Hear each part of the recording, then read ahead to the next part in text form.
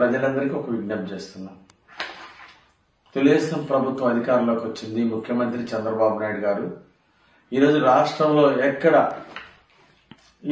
ఎక్కడ కూడా శాంతి భద్రతలకి విఘాతం కలగకూడదు, సమర్థవంతంగా శాంతి భద్రతలు ఇవ్వాలనేది ఈరోజు తెలుగుదేశం ప్రభుత్వం యొక్క లక్ష్యం. ఈరోజు వినుకొండలో తొలి ఏకాదశి పండగ రోజు ఒక దారుణమైనటువంటి హత్య జరగటం చాలా చాలా బాధాకరం. దీనికి కారణం ఈరోజు హత్య చేసినటువంటి జిలాని, అలాగే చనిపోయినటువంటి వ్యక్తి ఇద్దరు వైఎస్ఆర్ పార్టీలో తిరిగినటువంటి వాళ్ళు,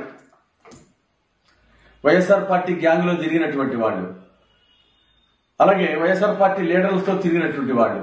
హత్య చేసిన ఆయన, అలాగే హత్య గావించబడ్డ ఆయన ఇద్దరు వైఎస్ఆర్ పార్టీలో తిరిగినటువంటి వాళ్ళు. వాళ్ళిద్దరి మధ్య వ్యక్తిగతంగా గొడవలు ఉన్నాయని చెప్పేసి గతంలో జిలానీ మీద అటెంప్ట్ మర్డర్ కేసు నమోదయ్యింది. వీళ్ళిద్దరి మధ్య కేసులు నమోదైంది.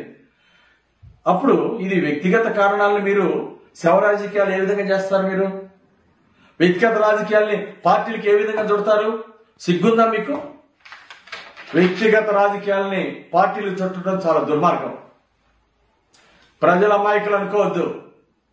ఈరోజు ఈ శవ రాజకీయాలు ఇప్పుడైనా మానుకోండి. ప్రజలు చిత్తుగా ఓడించిన తర్వాతైనా మీకు బుద్ధి రాకపోవడం చాలా బాధాకరం.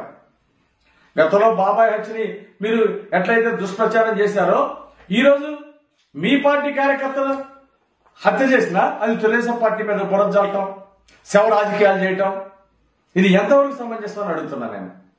ఇప్పటికైనా శవ రాజకీయాలు మానుకోండి. ఇది చాలా దుర్మార్గం.